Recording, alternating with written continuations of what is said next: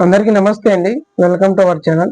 ఈరోజు మనం ఈ వీడియోలో వచ్చేసి మన ఆంధ్రప్రదేశ్లో చూసుకున్నట్లయితే ఇంకొక కొత్త పథకం అయితే స్టార్ట్ చేయడం జరుగుతుంది.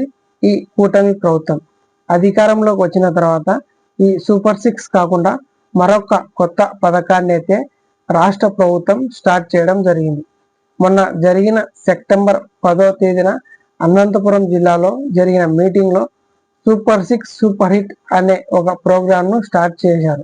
ఆ ప్రోగ్రామ్ లో ఈ వాహన మిత్ర అనే పథకంను అనౌన్స్ చేయడం జరిగింది. గత గవర్నమెంట్ లో ఈ వాహన మిత్రం అనే స్కీమ్ ఉండేది. ఇప్పుడు ఎన్డీఏ కూటమి ప్రభుత్వం అధికారంలోకి వచ్చిన తర్వాత సూపర్ 6 సూపర్ హిట్ ఈ పథకాలు కాకుండా మరో కొత్త పథకం అయితే స్టార్ట్ చేయడం జరుగుతుంది. ఈ పథకానికి వచ్చేసి గత గవర్నమెంట్ లో వచ్చేసి మనకు 10,000 ఉండేది. వాహన మిత్ర కింద 10,000 ఉండేది. ఇప్పుడు ఈ ఎన్డీఏ కూటమి ప్రభుత్వం అధికారంలోకి వచ్చిన తర్వాత ఈ వాహన మిత్రను 15,000 చేసి ఎవరైతే లబ్ధిదారులు అర్హులదారులు ఉంటారో వాళ్ళకి అందించాలని ఈ పథకాన్ని అయితే రాష్ట్ర ప్రభుత్వం మొన్న జరిగిన మీటింగ్ లో అనంతపురం జరిగిన మీటింగ్ లో ఈ వాహన మిత్ర అనే స్కీమ్ ను అనౌన్స్ చేయడం జరిగింది. అయితే ఈ వాహన మిత్ర అనే పథకాన్ని ఎవరికి వర్తింపజేస్తారంటే ఆటో, ట్యాక్సీ, క్యాబ్ వీటిపై ఆధారపడి ఎవరైతే జీవన ఉపాధి సాగిస్తూ ఉంటారో వారికి ఈ పథకాన్ని వర్తింపజేయడం జరుగుతుంది రాష్ట్ర ప్రభుత్వం అన్నమాట. అయితే ఈ వాహన మిత్ర అనే పథకాన్ని గత గవర్నమెంట్ వైఎస్ఆర్సీపీ గవర్నమెంట్ లో చూసుకున్నట్లయితే 10,000 ఇచ్చేవారు. ఈ వాహన మిత్ర పథకానిపై 10,000 ఇచ్చేవారు ఆర్థిక సాయాన్ని. ఇప్పుడు ఈ ఎన్డీఏ కూటమి ప్రభుత్వం అధికారంలోకి వచ్చిన తర్వాత దీన్ని 5,000 పెంచి మొత్తం 15,000 ఇస్తున్నట్లు మొన్న జరిగిన మీటింగ్ లో అనౌన్స్ చేయడం జరిగింది రాష్ట్ర ప్రభుత్వం అధ్యక్షులు నారా చంద్రబాబు నాయుడు గారు. ఈ పథకానికి సంబంధించి కావాల్సిన డాక్యుమెంట్స్ ఏంటివి, కావాల్సిన అర్హతలు ఏంటివి, మనము ఎక్కడ అప్లై చేసుకోవాలి, ఈ వాహన మిత్రపై ప్రస్తుతానికి ఉన్న అప్డేట్ ఏంటి, పూర్తి సమాచారం పూర్తి ఇన్ఫర్మేషన్ ను మీకు ఈ వీడియోలో అందించడం జరుగుతుంది. మీరు దయచేసి ఈ వీడియోని ఎక్కడ స్కిప్ చేయకుండా లాస్ట్ వరకు చూస్తే మీకు క్లారిటీగా అర్థమవుతుంది. అలాగే మీకు ఈ వీడియో నచ్చినట్లయితే లైక్ చేయండి. మీరు లైక్ చేయడం వల్ల ఈ సమాచారం ఎక్కువ మందికి రీచ్ అయ్యే అవకాశం ఉంటుంది, వాళ్ళకి ఉపయోగపడే విధంగా ఉంటుంది. కొత్త వాళ్ళు చూసినట్లయితే సబ్స్క్రైబ్ చేసుకోండి. ఇంకా మనం వివరాల్లోకి వచ్చినట్లయితే గతంలో చూసుకున్నట్లయితే గత వైఎస్ఆర్సీపీ గవర్నమెంట్ లో చూసుకున్నట్లయితే ఈ పథకం కింద ఆల్రెడీ 2,75,000 మంది లబ్ధి పొందినట్లు గుర్తించడం జరిగింది. ఈ వాహన మిత్ర కింద గత ప్రభుత్వంలో లబ్ధి పొందిన వారు ఎవరైతే ఉంటారో వారు మళ్ళీ ఈ ఎన్డీఏ కూటమి ప్రభుత్వంలో అప్లై చేయాల్సిన అవసరం లేదనమాట. వారందరికీ గత గవర్నమెంట్ లో లబ్ధి పొందిన వారందరికీ వాళ్ళ రికార్డులు అలాగే ఉంటాయి. వాళ్ళకి అప్లై చేయాల్సిన అవసరం లేదు.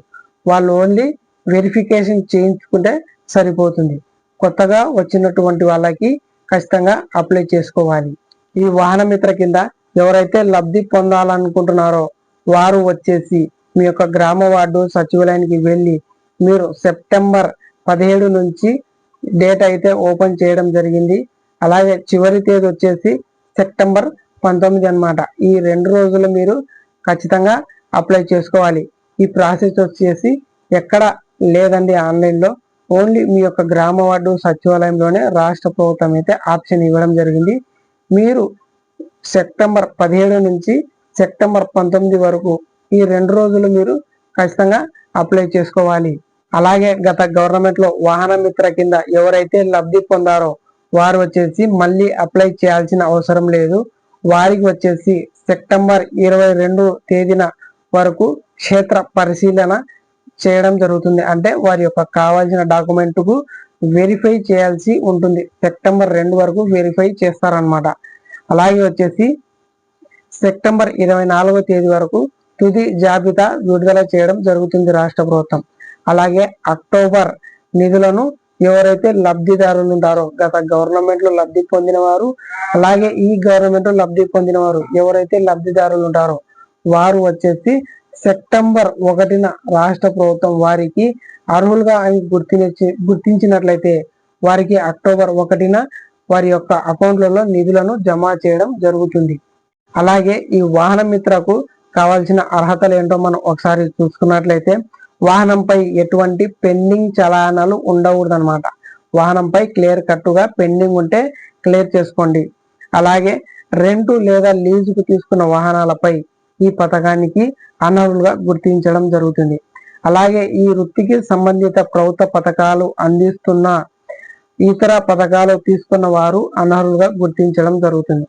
అలాగే ఒకే హౌస్ హోల్డింగ్ మ్యాపింగ్ లో ఉండాలి. ఒకరు హౌస్ హోల్డింగ్ మ్యాపింగ్ లో ఉన్నారు, వేరొకరు హౌస్ హోల్డింగ్ మ్యాపింగ్ లో లేకుండా వేరొకరు లైసెన్స్ ఉన్నమాట.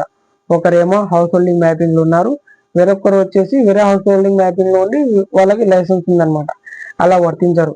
ఒకే హౌస్ హోల్డింగ్ మ్యాపింగ్ లో ఉండాలి, ఒకరిపై ఆటో ఉండాలి రిజిస్ట్రేషన్, ఒకరిపై లైసెన్స్ ఉండాలి. అలాగైతే వర్తించడం జరుగుతుంది. అలాగే మున్సిపల్ ప్రాంతంలో అయితే 100 స్క్వేర్ ఫీట్ కన్నా ఎక్కువ స్థిరాస్తి ఉండకూడదు. 100 స్క్వేర్ ఫీట్ లోపల ఉండాలి. ఎక్కువగా ఉంటే అనర్హులుగా గుర్తించడం జరుగుతుంది. భూమి పరిమితం గరిష్టంగా చూసుకున్నట్లయితే 3 ఎకరాల లోపు ఉండాలి. తడి 10 ఎకరాల లోపు పొడి పొలం ఉంటే సరిపోతుంది. అలాగే ఎలక్ట్రికల్ బిల్ వచ్చేసి 300 యూనిట్ల కంటే ఎక్కువ రాకూడదు. అలాగే మీ ఇంట్లో ఎవరన్నా ఇన్కమ్ ట్యాక్స్ కానీ చెల్లిస్తూ ఉంటే ఈ వాహన మిత్ర కింద మీరు అనర్హులుగా గుర్తించడం జరుగుతుంది. అలాగే మీ కుటుంబంలో ఎవరైనా గవర్నమెంట్ ఎంప్లాయీ కానీ ఉన్నట్లయితే మీరు ఈ పథకానికి అనర్హులుగా గుర్తించడం జరుగుతుంది. అలాగే మీ ఇంట్లో ఎవరైనా రిటైర్ అయ్యి గవర్నమెంట్ పెన్షన్ తీసుకుంటున్నట్లయితే వారిని కూడా అనర్హులుగా గుర్తించడం జరుగుతుంది. అలాగే ఈ ఈ ఒక కుటుంబంలో ఒకే వాహనానికి పరిమితం ఇవ్వడం జరిగింది. ఒక కుటుంబంలో ఒక వాహనానికి ఒక పరిమితం అయితే ఇవ్వడం జరిగింది. మీరు వేరే హౌస్ హోల్డింగ్ మ్యాపింగ్ లో ఉండాలి. ఈ పథకాన్ని వేరువేరుగా లబ్ధి పొందాలంటే ఇద్దరు వచ్చేసి ఒకే ఇంట్లో ఉండకూడదు. వేరొకరు హౌస్ హోల్డింగ్ మ్యాపింగ్ లో ఉండాలి. సపరేట్ గా ఉంటే అర్హులుగా గుర్తించడం జరుగుతుంది. అలాగే Aadhaar card, white ration card అనేది కావాలి. కేవలం ఈ వాహన మిత్ర కింద వచ్చేసి ఆటో, క్యాబ్, ట్యాక్సీ ఓన్లీ ప్రయాణికులకు ప్యాసింజర్ కి మాత్రమే ఈ స్కీమ్ అనేది వర్తింపజేయడం జరుగుతుంది. అంటే వాహన మిత్ర కింద ఎవరైతే జీవనోపాధి సాగిస్తూ ఉంటారో వారికి ఈ స్కీమ్ అనేది వర్తింపజేయడం జరుగుతుంది. అలాగే ఫిట్నెస్ సర్టిఫికేట్ కంపల్సరీ ఉండాలి. అలాగే వాహనంపై ఆంధ్రప్రదేశ్ రిజిస్ట్రేషన్ ఉన్నట్లు చూసుకోండి. అలాగే డ్రైవింగ్ లైసెన్స్ తప్పనిసరి. వాహన మిత్ర కింద వచ్చేసి కావాల్సిన అర్హతలు అయితే ఇవి అన్నమాట. ఇక్కడికి మీకు క్లారిటీ. అలాగే వాహన మిత్రకు అప్లై చేసుకోవడానికి కావాల్సిన డాక్యుమెంట్ ఏంటో మనం ఒకసారి చూసుకున్నట్లయితే రేషన్ కార్డ్ అనేది కావాలి, ఆధార్ కార్డ్ అనేది కావాలి. ఎవరైతే అప్లై చేస్తున్నారో వారి యొక్క డ్రైవింగ్ లైసెన్స్ అనేది కావాలి. అలాగే వాహనం ఆర్సీ అనేది కావాలి. ఎవరైతే అప్లై చేస్తున్నారో వారి యొక్క బ్యాంక్ అకౌంట్ పాస్బుక్ అనేది కావాలి. అలాగే వారి యొక్క ఆధార్ కి లింక్ అయిన మొబైల్ నెంబర్ కావాలి. అలాగే వాహన మిత్ర అప్లికేషన్ ఫారం అనేది కావాలి. ఇవి కావాల్సిన డాక్యుమెంట్స్ అన్నమాట. ఇవి వచ్చేసి కొత్తగా దరఖాస్తు చేసుకున్న వారికి కావాల్సిన డాక్యుమెంట్స్. ఇది ఎక్కడ లేదండి, ఆన్లైన్ లో మీ యొక్క గ్రామ వార్డు సచివాలయంలోనే రాష్ట్ర ప్రభుత్వం అయితే ఆప్షన్ ఇవ్వడం జరిగింది. మీరు ఈ విషయాన్ని గమనించి ఎవరైతే అర్హులు ఉంటారో వారు మీ యొక్క గ్రామ వార్డు సచివాలయానికి వెళ్ళి వెంటనే అప్లై చేసుకోవచ్చు. అలాగే వాహన మిత్రకు సంబంధించి డేట్ ఏవేవైతే ఉన్నాయో మళ్ళీ ఒకసారి చెప్తాను, ఒకసారి అయితే చూసుకోండి. సెప్టెంబర్ 17న ఈ వాహన మిత్ర అనే పథకం అయితే రాష్ట్ర ప్రభుత్వం స్టార్ట్ చేయడం జరుగుతుంది. చివరి తేదీ వచ్చేసి సెప్టెంబర్ 19 తేదీ వరకు రాష్ట్ర ప్రభుత్వం అయితే ఇవ్వడం జరిగింది. అలాగే సెప్టెంబర్ 22వ తేదీ వరకు డాక్యుమెంట్ వెరిఫికేషన్ అయితే చేయడం జరుగుతుంది. అలాగే సెప్టెంబర్ 24వ తేదీ వరకు తుది జాబితా అంటే ఫైనల్ లిస్ట్ అనేది రాష్ట్ర ప్రభుత్వం ఫైనల్ లిస్ట్ ఏర్పాటు చేయడం జరుగుతుంది.